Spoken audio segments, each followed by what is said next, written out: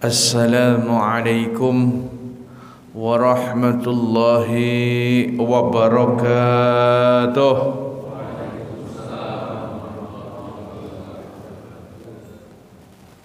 Alhamdulillah, alhamdulillahilladzi anzala as-sakinata fi qulubil mu'minin liyazdadu imanan ma'a imanihim. Wassalatu wassalamu ala ashrafil anbiya'i wal mursalin Nabiyyina Muhammadin wa ala alihi wa ashabihi ajma'in. Amma ba'du. Hadirin para pengurus serta jamaah Masjid Al-Manar yang semoga mendapat curahan rahmat dari Allah Subhanahu wa taala. Juga di pagi yang indah ini, sebagaimana doa Nabi kita yang hadir, yang Allah kasih nikmat salat subuh berjamaah, Allah beri keberkahan. Hadirin,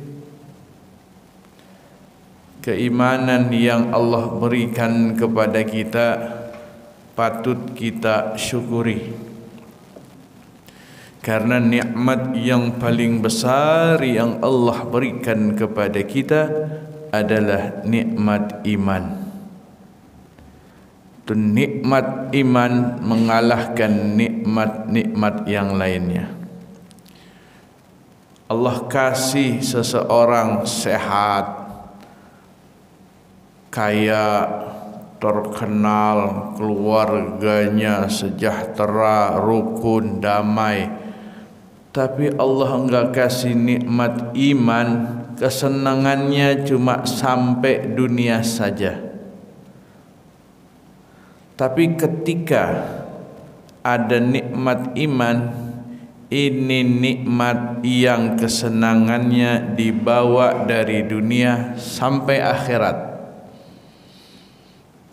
Dan orang-orang yang dalam kehidupan dunia ini masuk kategori orang-orang yang banyak susahnya, mereka yakin akan kehidupan akhirat, hatinya menjadi lebih tenang. Saudara-saudara kita di Palestina, contoh bagaimana keteguhan iman. Kalau cuma hidup di dunia saja, banyak saudara kita yang masuk kategori enggak beruntung dalam tanda kutip gitu. Tapi mereka yakin ada akhirat dan punya modal iman, hidup lebih tenang. Kalau enggak punya iman, kelihatannya doang enak, tapi batinnya berontak. Mereka yang masih terlena dengan kemaksiatan, kelihatannya ketawa-ketawa, dia mabuk, dia main judi, dia jalan malam, dugem dan sebagainya, kelihatannya aja senang. Hatinya Pak, ya gampang sakit yang model begitu. Maka ini nikmat iman perlu kita jaga, kita rawat dan kita wariskan untuk anak cucu kita. Selanjutnya, iman yang ada pada diri kita yang perlu kita jaga ini harus terus ditingkatkan lagi penjagaannya, apalagi kita berada di era, di fase akhir zaman. Benar apa enggak itu? Kita adalah umat akhir zaman. Mengapa dikatakan umat akhir zaman? Karena pembawa risalahnya Nabi Muhammad sallallahu alaihi wasallam adalah nabi yang diutus untuk umat akhir zaman. Nabi penutup, dikatakan oleh Allah Subhanahu wa taala dalam surah Al-Ahzab ayat 33, "Ma kana Muhammadun aba ahadin min rijalikum walakin Rasulullahi wa khataman nabiyyin." Muhammad sallallahu alaihi wasallam bukanlah bapa dari salah seorang di antara kalian, tapi dia adalah utusan Allah dan penutup para nabi. Allah sendiri yang menekankan bahwa Nabi Muhammad adalah penutup para nabi. Ini dalil jelas ya. Setelah dalil ini enggak ada lagi kan nabi-nabi baru. Makanya Ahmadiyah masuk kategori sesat karena mengakui Mirza Ghulam Ahmad menjadi nabi baru. Apalagi Lia Eden, Ahmad Musadek, banyak lagi nabi-nabi baru. Ini menjadi dalil ketetapan kuat, enggak ada nabi lagi setelah Nabi Muhammad. Karena apa? Ini diutus untuk umat terakhir, umat yang mengalami fase-fase akhir dunia ini adalah umat Nabi Muhammad sallallahu alaihi wasallam. Nah hadirin, dalam fase era akhir zaman itu sama-sama kita tahu, hadisnya sering kita dengar. Di antaranya apa? Tentang 5 tahapan fase dunia ini dari era Rasul sampai menjelang kiamat. Apa kata Nabi dalam hadis riwayat Imam Ahmad? Disebutkan takunun nubuwatu fikum masya Allah. Ada masa nubuah di antara kalian yang waktunya Allah tentukan. Kapan itu? Eranya Rasulullah sallallahu alaihi wasallam. Masya Allahu antakuna. Waktunya Allah yang tentukan sampai kapannya dan bagaimana Allah menghendakinya. Kita sudah tahu masa itu sudah melewati. Waktu itu telah terlewati eranya Nabi. Kalau hitungan hijriahnya, wafat beliau tahun 10 Hijriah, itu adalah masa di mana terakhirnya nubuah. Pada saat itu ketika umat bertanya langsung ke Nabi. Jadi pantas kalau bicara sudah kita kembalikan saja kepada Rasulullah, kita ikut Rasulullah. Karena apa? Ada Rasulullah yang dilihat, ada sahabat yang langsung melihat Rasulullah. Kalau kita enggak ketemu Rasulullah pada saat itu, kalau umat di situ melihat sesuatu langsung menyampaikan kepada Rasulullah. Sampai ada istri yang ngeluh tentang uang belanja saja masih bisa ngadu ke Rasulullah. Ya Bu ya, ada ibu-ibunya. Era tersebut ada Hindun yang ngeluh ke Nabi tentang uang belanjanya kurang. Ngadunya ke Nabi, langsung ke Nabi karena masih ada. Kalau sekarang kira-kira dibuka peluang itu banyak kan yang ngadu nih Bu. Emang kurang apa uang belanja? Uang belanjanya sih cukup Pak, cuma barang-barangnya aja nih berubah harga. Summa yarfa'ullahu idza syaa ay yarfa'aha. Kemudian Allah kehendaki masa itu dan hilang itu masa. Summa takunu khilafatun min ala minhajin nubuwah. Kemudian ada masa khilafah ala minhajin nubuwah, kepemimpinan atas tariqah, atas metode Nabi. Kita kenalnya khulafaur rasyidin. Fatakunu masyaallahu antakuna thumma yarfa'ahallahu idza syaa ayyarfa'aha. Kemudian Allah angkat masa itu, Allah hilangkan setelah wafatnya Sayyidina Ali bin Abi Thalib.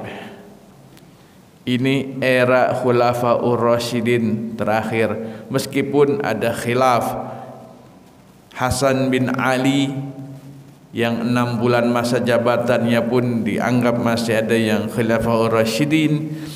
Ada pula masa Umar bin Abdul Aziz yang adil, yang memerintah atas kepemimpinan era Nabi.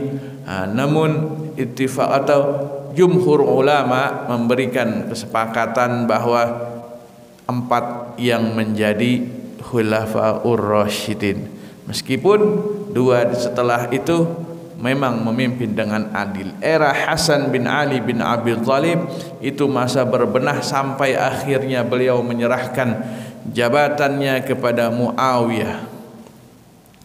Selanjutnya masa itu hilang. Tsumma takunu mulkan adha, sampai ada masa yang ketiga namanya mulkan adha, kepemimpinan yang menggigit, kepemimpinan era diktator.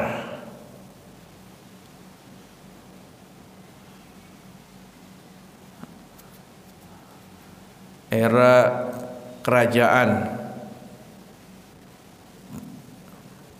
Ulama memberikan keterangan era itu ialah era masa-masa dinasti.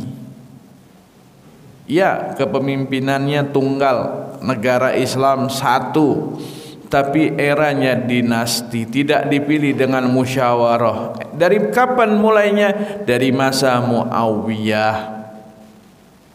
Itu era Muawiyah bin Abi Sufyan. Terus setelah Muawiyah wafat, yang gantiin masih keluarganya semua itu kan, anak dan sebagainya. Kira-kira dalam era Muawiyah ada seperti era Khulafaur Rasyidin, begitu wafat yang diganti itu orang yang paling alim. Enggak begitu kan ya? Keluarganya semua tuh dinasti. Maka kalau ada kepemimpinan yang diteruskan oleh keluarganya maka disebut dinasti. Ya bukan yang ngeritiknya, emang begitu kondisinya, hukumnya ya. Nah, di Cina begitu, dinasti Ming, dinasti Han, dinasti macam-macam kan, dinasti Qin terakhir tuh. Dinasti siapa yang jadi raja? Anaknya. Siapa yang setelah itu? Mantunya. Setelah terus begitu. Keluarga semua. Tsumma takunu summa yarfa'ullah idza syaa. Kemudian eranya Allah hilangkan, Allah angkat. Tsumma takunu apalagi? Mulkan Jabbariyah.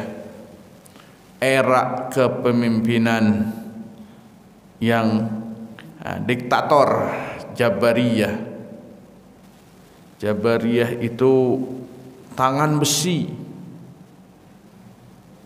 Jabariyah itu kepemimpinan yang harus mau nggak mau seperti itu. Maka kritik habis. Nah, ada yang memberikan tafsir sekaranglah era-era itu. Era-era itu meskipun kita masih bebas berbicara, tapi tidak semuanya bebas. Makna Jabariyah pun banyak melencengnya daripada syariat, banyak melencengnya daripada aturan Islam. Islam mengatur untuk melarang perjudian, minuman keras, tapi di pemerintahan dibiarkan bebas, meskipun terjadi di negara yang mayoritas muslim di Timur Tengah, diberikan kebebasan buat alkohol dan sebagainya. Buat siapa? Mereka yang non muslim. Konteksnya seperti itu. Arab Saudi itu membatasi, tapi ada beberapa tempat yang memang diberi kebebasan. Sudah ada mulai tumbuh klub-klub malam dan dibolehkan untuk ekspatriat. Dubai pun begitu, mayoritas muslim tapi ada kebebasan. Indonesia jangan ditanya lagi, masjid dekatnya sonoan lagi ketemu namanya tempat-tempat maksiat. Ada di Jakarta Barat, Kecamatan Taman Sari. Saya tanya sama ketua MUI, ketua DMI-nya, ini masjid sama diskotik banyakan mana? Banyakan diskotik katanya. Oh, jadi komplit katanya. Dari masyarakat yang demen dengan sajadah sampai masyarakat haram jadah, katanya ketemu semua di situ tuh. Ya, mudah-mudahan di mana Selipi Palmerah udah jauh-jauh aja dah yang begitu. Kemudian Allah angkat, Allah hilangkan era itu, summa takunu khilafatan ala minhajin nubuwah. Masuk era terakhir, era kepemimpinan sesuai dengan metode manhaj dari Nabi sallallahu alaihi wasallam. Summa sakata, kemudian Nabi diam. Habis masa itu udah kiamat. Nah, masa ini yang disebutkan atau ditafsirkan oleh ulama adalah masa eranya Imam Mahdi. Nah hadirin, ini sudah menjadi pendapat yang ditetapkan oleh ulama berdasarkan hadis ini tentang 5 fase akhir zaman: fase kenabian, fase khulafaur rasyidin, fase kepemimpinan Islam era-era dinasti, fase zaman penuh fitnah, dan terakhir masuk era fase kembali kepada kepemimpinan gaya Nabi, masanya Imam Mahdi sampai turunnya Dajjal dan Nabi Isa. Habis itu kiamat dah. Nah sekarang kita di nomor 4 nih menurut para ulama. Fitnahnya banyak. Bahkan kata Nabi ada fitnah yang lebih besar dari fitnah Dajjal. Ketika, ini dalam hadis riwayat Imam Ahmad dan Ibnu Hibban, ketika para sahabat lagi bicara tentang Dajjal di sisi Rasulullah sallallahu alaihi wasallam, faqala la ana la fitnatin ahadikum akhwafu indi min fitnatid Dajjal. Apa kata Nabi? Sungguh fitnah yang ada di antara kalian umat Islam yang terjadi itu lebih aku takuti daripada fitnah Dajjal. Fitnah Dajjal dahsyat, luar biasa, membuat orang kaya dengan cepat, miskin dengan cepat. Ini kalau bicara teori ini kayaknya zaman sekarang udah bisa tuh bikin orang kaya cepat, miskin cepat. Contoh gampang. Hari ini kita punya duit kita kelihatan apa enggak, Pak? Bu, duit, kalau ibu duitnya saya yakin masih kelihatan, dompetnya masih terisi. Tapi kemari-kemari duitnya udah pindah ke Dana, ke e-money, e-wallet ya. Gajian masuk rekening. Dulu mah gajian pulang bawa amplop coklat. Girang itu ya. Bapak-bapak yang pensiunan akhir bulan apa awal bulan terimanya? Awal bulan ke kantor pos, pulang bawa amplop coklat. Sekarang udah ditransfer duitnya ke sini. Bayar listrik di sini. bayar yang lainnya di sini, cicilannya di sini, mau belanja apalagi belanjanya online di sini, kelihatan duitnya. Sampai bayar parkir saja, bayar parkir tempat tertentu, duitnya nggak kelihatan, pakai e-money. Yang ribet, yang nggak biasa begitu e-money-nya habis, ribet nggak bisa keluar parkir. Mana jam 12 malam nggak, satpamnya nggak ada.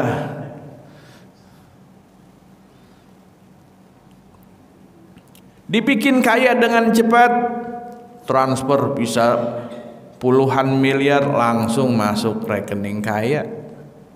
Dibuat miskin, dihilangkan rekeningnya, isi rekeningnya. Banyak kan yang terkuras, nggak sedikit demi sedikit nggak kelihatan.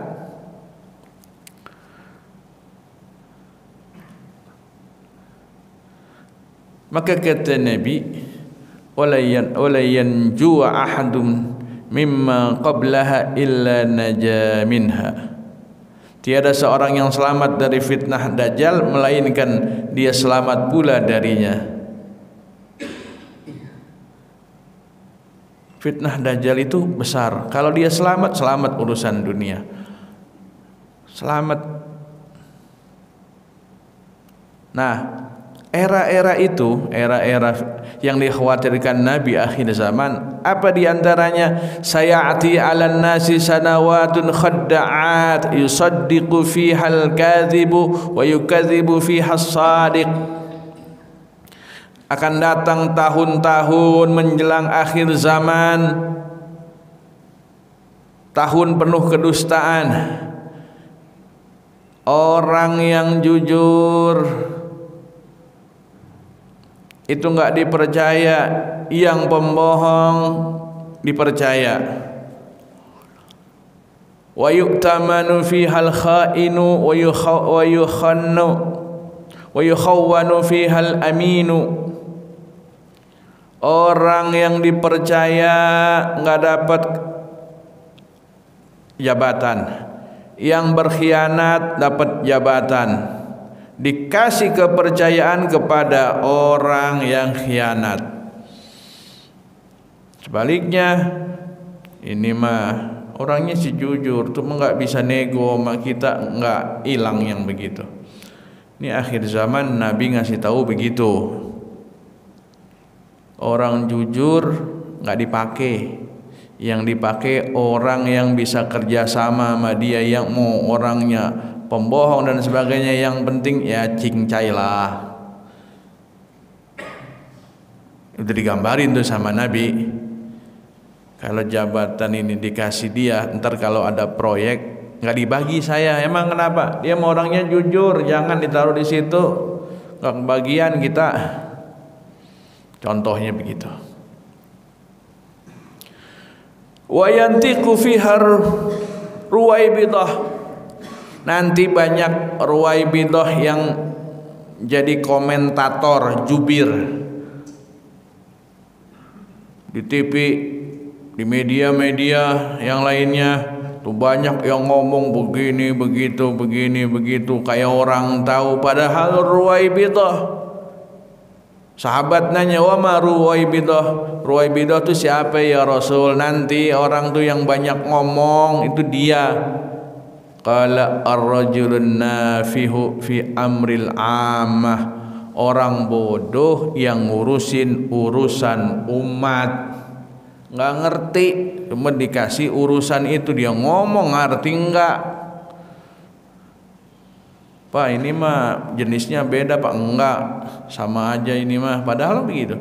Enggak ngerti listrik, suruh ngurusin listrik. Enggak ngerti tanah, suruh ngurusin tanah. Yang penting dia dapat jabatan. Ya mudah-mudahan aja besok menteri-menteri yang terpilih mah yang di bidangnya. Kalau bukan bidangnya repot. Semalam ada para guru ngeluh, waduh Pak, era pendidikan sekarang repot. Emang apa? Ya bukan bidangnya ngurusin pendidikan. Repot anak-anak kita sekarang Pak. Ini contoh saja, contoh. Di negara-negara lain banyak kasus pun seperti itu. Bukan bidangnya ngurusin itu. Maka ini era keempat. Dan hadis ini diriwayatkan oleh Ibnu Majah, bukan kritis, bukan apa, cuma hanya membacakan hadis. Lalu era di mana fitnah sebelum fitnah Dajjal, era umat mayoritas rasa minoritas. Ini hadisnya sudah sering kita dengar. Yushakul umamu an tada'a alaikum kama tada'al akalatu ila qas'atiha. Nyaris umat-umat selain Islam berkumpul bersekongkol untuk menghadapi kalian sebagaimana kumpulnya orang yang akan makan menghadapi makanannya. Ya, kalau kita pesta apa aja didatengin kan begitu. Meja makan diserbu. Umat Islam ya begitu. Eranya setelah Soviet runtuh menjadi Rusia. Ini menjadi kekuatan kecil Rusia itu. Yang menjadi kekuatan besar Amerika dan sekutu-sekutunya. Maka dia punya standar ganda. Contoh gampang, dalam Olimpiade kemarin, Rusia ikut nggak dalam Olimpiade? Kenapa nggak ikut? Gara-gara perang. Tapi Ukraina ikut ya? Ukraina ikut karena apa? Ukraina jadi korban, pelakunya Rusia. Gara-gara itu dianggap Rusia telah membuat kesalahan, membuat kejahatan dalam perang, nggak boleh ikut Olimpiade. Yang kedua, Israel, Olimpiade kemarin ikut. Korbannya atau lebih sadis Rusia apa Israel? Israel. Tapi Israel masih ikut Olimpiade. Berarti punya standar ganda. Kalau yang dizalimi, yang dibantai itu non-muslim, dianggap sebagai kejahatan perang. Sebaliknya, ketika itu terjadi di negeri muslim, Israel menghancurkan Palestina tidak dianggap kejahatan, boleh ikut Olimpiade. Ini contoh yang ada di depan mata kita. Iran ikut ngelawan, Iran habis, presidennya mati. Presidennya mati belum ketahuan, dianggap pesawat rusak aja. La haula wala quwata illa billah. Iran ikut ngirim rudalnya Iran dihalau sama rudalnya Yordania. Begitu kan yang kita lihat beritanya. Nah hadirin, umat akhir zaman, kalau kita lihat begitu ya Allah, padahal kalau Israel itu dikepung negara-negara Arab mayoritas Islam sekitarnya, habis itu. Ya kalau hitung-hitungan logika kita ya, nggak usah lah Indonesia datang, ini yang tetangga-tetangganya aja nih habis. Kita lihat peta negara Israel, awalnya nggak ada, kemudian 1948 dibuat dikit, terus memperluas, lama-lama Palestina yang habis. Terakhir ibu kotanya Israel, Haifa, dipindah ke Yerusalem. Padahal Yerusalem masih wilayah Palestina. Amerika diem aja itu. Bicara hak asasi luar biasa. Bapak kalau nih yang kemarin ikut apa pelatihan Juleha, Julu Semberi halal atau apa tuh ya dan sebagainya, atau Almanar lagi nyembelih sapi, sapi ini yang disembelih sama kambing, upload di YouTube, bisa apa enggak? Enggak bisa Pak, karena ada proses kekerasan. Artinya kekerasan hewan saja enggak boleh. Tapi kalau kekerasan manusia, manusianya muslim, kayaknya pada diem aja, itu bisa ngelihat doang. Ada hewan, di Cina aja ada pasar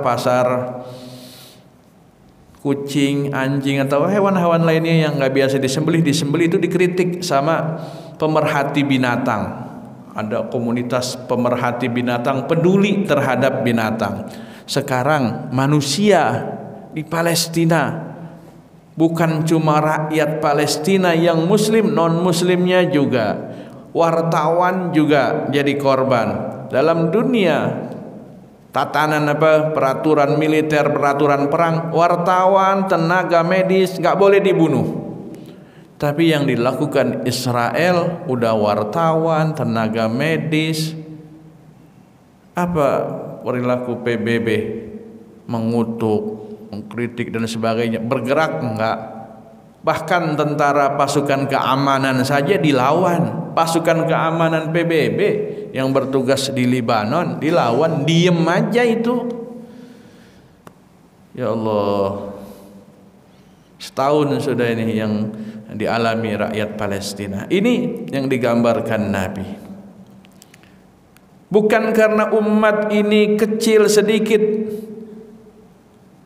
kata Nabi, bal antum yauma idzin katsir, kalian pada saat itu jumlahnya banyak. Walakinnakum gusaun ka gusa'is sail, tapi banyaknya seperti buih seperti di lautan. Banyak tapi terombang-ambing. Kita kalau jadi minoritas di negara lain, bikin masjid susah ya ngurusnya. Gak usah di negara lain, di provinsi lain lah. Tapi ketika kita jadi mayoritas, umat lain bikin tempat ibadah sah-sah saja. Yang penting peraturannya terpenuhi. Kan begitu. Ya kalau muslim nih, muslim, dia paling bedanya cuma dikit. Apalagi sekarang udah era umat ini sudah tidak terlalu mempersoalkan khilafiyah. Masjid mau model apa, itu masjid sudah masjid muslim. Cuma agama lain, ini masjid untuk aliran ini, atau ini tempat ibadah aliran ini tempat ibadah aliran itu, beda lagi. Pak, izin mau bangun tempat ibadah, kan udah ada itu, beda aliran Pak, dibikin lagi, banyak itu. Tapi umat Islam, yang masjid Muhammadiyah yang orang NU bisa ngisi, yang masjid orang NU, orang Muhammadiyah, orang Persis boleh di situ, kan nggak ada bedanya kan. Coba agama lain masuk nih hari Minggu, mau ibadah ke tempat situ, bukan jemaatnya. Lah kita mau sholat Jumat, masjid mana aja boleh, rokaatnya sama 2 rokaat, paling beda azannya doang, intinya sama, khutbahnya 2 kali, rokaatnya 2, udah. Mau masjid model mana, mau khutbahnya bahasa Arab doang juga sama.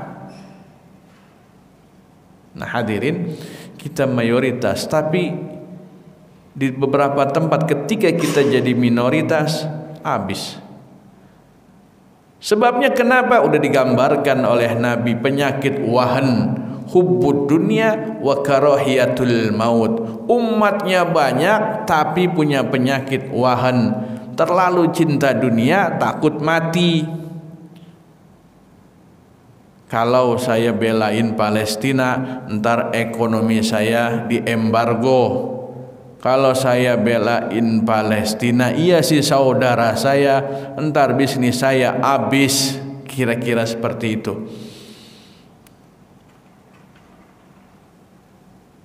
Nah begitulah kondisinya. Maka ketika timbul itu, Nabi sudah menggambarkan bagaimana caranya menguatkan keyakinan, tanamkan keyakinan di era-era seperti itu.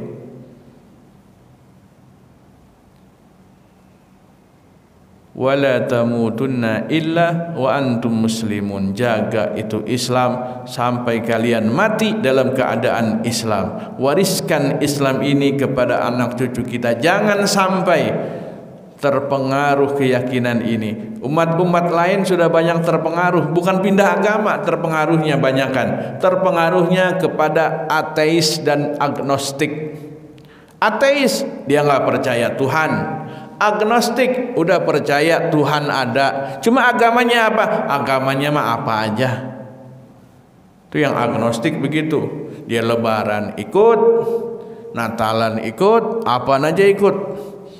Tuh kalau ngambil cuti hari raya apa yang diambil tuh? Yang banyakan ya rame terus. Lalu yang kedua, tanamkan kebanggaan terhadap Islam. Kemarin rame di media sosial ketika orang nanya kepada AI pakai ChatGPT dan sebagainya. Kan sekarang eranya era AI itu Pak. Sampai bikin skripsi, bikin laporan aja nanya, tolong buatkan laporan kegiatan acaranya ini pada hari ini, tanggal ini dan sebagainya, dibuatkan dari pendahuluan sampai penutup.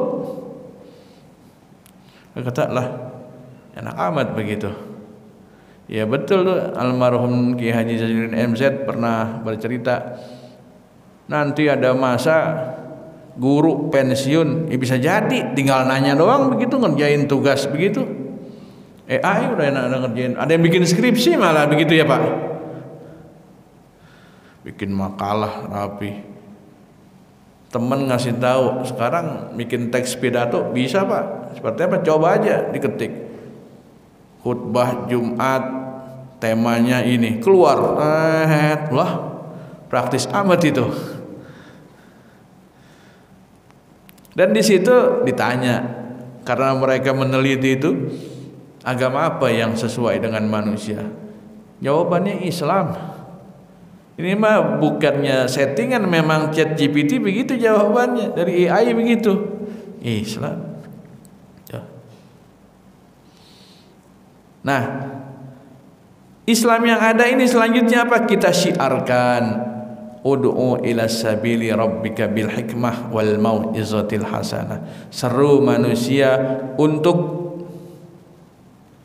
menguatkan keimanan, untuk terus istiqomah.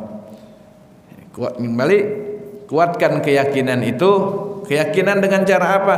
Kan kita dianjurin tuh baca tiap hari, raditu billahi robba wa bil islami dina wa muhammadin nabiyya wa rasulah. Raditu billahi robba, saya ridha Allah sebagai Tuhan saya. Apapun yang terjadi tidak akan goyah. Seperti ada kasus orang yang sudah beragama kemudian banyak cobaan dalam dirinya, berhenti dia jadi hamba Allah. Ya Allah, saya udah sholat tapi musibah banyak mulu, berhenti saya jadi hamba Allah. Itu orang yang imannya goyah, belum ridho. Kalau sudah begitu, cobaan yang membuat dia jadi galau, terus hilang keyakinan ini bahaya. Lalu kebanggaan terhadap Islam kita tanamkan kepada anak-anak kita. Nah, Islam ini agama yang sesuai dengan fitrah manusia. Ajaran-ajaran Islam adalah bersumber dari wahyu. Ketika Allah mengharamkan sesuatu, pasti ada dampak buruknya. Ketika Allah mengatur sesuatu, pasti itu baik. Allah ngatur nikah, nikah itu baik. Ketika orang nggak mau nikah, maka bikin pusing negara. Nah, Jepang bikin pusing negara itu. Banyak masyarakat yang nggak mau nikah. Lah masyarakatnya mikir, ngapain nikah, punya anak jadi beban. Kenapa? Kita ngerawat sampai gede. Begitu gede dia hidup masing-masing, nggak ngerawat saya nanti. Nah, saya nanti di panti jompo lagi aja. Ya kan polanya begitu ya. Orang tua di sana dapat jaminan, jadi nggak ngarepin anak. Banyak yang nggak mau nikah. Ada yang nikah tapi nggak mau punya anak. Yang pusing negara, nanti populasi penduduknya berkurang. Pusing lagi nikahnya sesama jenis, mau punya anak dari mana? Nah, kemarin ada artis Indonesia transgender nikah, aku lagi hamil, orang pada bengong, keluarnya dari mana tong? Transgender hamil, mau dilepehin kan begitu. Kita lihat orang-orang yang masuk Islam itu orang-orang cerdas. Orang-orang cerdas, berpikir baru ketemu. Orang-orang yang keluar dari Islam yang murtad itu bukan orang yang mikir, tapi apa? Orang yang kepepet ekonomi, nggak punya beras, nggak ada biaya sono sini, yang begitu. Jadi dia nggak pakai akal. Maka hadirin, kembali, dalam era akhir ini ada hadis yang disampaikan oleh Nabi. Nabi menyampaikan dalam salah satu hadisnya, wa annahu man ya'ish minkum fa sayara ikhtilafan katsira. Dan sesungguhnya orang hidup nanti setelah kalian, setelah era sahabat dan sebagainya, akan melihat ikhtilaf katsira, perbedaan pendapat yang banyak. Fa'alaikum bisunnati wa sunnatil khulafa'ir rasyidin al mahdiyyin. Hendaklah kalian berpegang teguh kepada ajaranku dan ajaran khulafa'ur rasyidin yang Allah beri tunjuk. Atu 'alaiha bin nawajiz. Pegang teguh, gigit dengan gigi geraham kalian. Nabi udah kasih gambaran, beda pendapat bakalan banyak. Era imam-imam mazhab saja sudah banyak tuh pendapat ini, pendapat itu. Makin kemari makin banyak beda pendapat. Sebenarnya beda pendapat kita sudah maklum dari zaman Imam Abu Hanifah, Imam Malik sudah wajar. Perbedaan kunut udah dari zaman dulu. Kalau diributin sekarang itu bukan karena beda pendapat, beda pendapatan. Daripada ribut beda pendapatan, dana hibahnya lebih kecil daripada yang lain, ribut. Lah urusannya apa? Urusan ujung-ujungnya proyek lagi, ributnya di situ. Oh ternyata bukan beda pendapat, tapi beda pendapatan. Maka hadirin, kembali Nabi SAW telah menggambarkan kondisi akhir zaman. Maka di kondisi tersebut kita terus merajut ukhuwah, kita terus meningkatkan iman takwa kita, terus menjaga keimanan dan terus berdoa semoga terhindar dari yang dikhawatirkan Nabi. Paginya mukmin, sorenya, siangnya bisa pindah agama atau berubah keyakinan, maka kita berlindung terus daripada itu. Allah udah ngajarin kita, udah ngasih petunjuk, Rasul telah memberikan arahan. Tiap salat kita baca ihdinas siratal mustaqim, minta petunjuk terus sama Allah. Setiap salat juga kita syahadat lagi, terus mengulang keyakinan kita. Ini harapan kita, semoga menjadi pribadi yang istiqomah apapun masanya. Mudah-mudahan Allah berikan keteguhan iman. Amin ya rabbal alamin. Kira-kira itu yang dapat kami sampaikan. Kalau ada pertanyaan kami persilahkan. Cukup? Kalau cukup, kita tutup dengan doa kafaratul majlis. Subhanakallahumma wa bihamdika asyhadu an la ilaha illa anta astaghfiruka wa atubu ilaik. Assalamualaikum warahmatullahi wabarakatuh.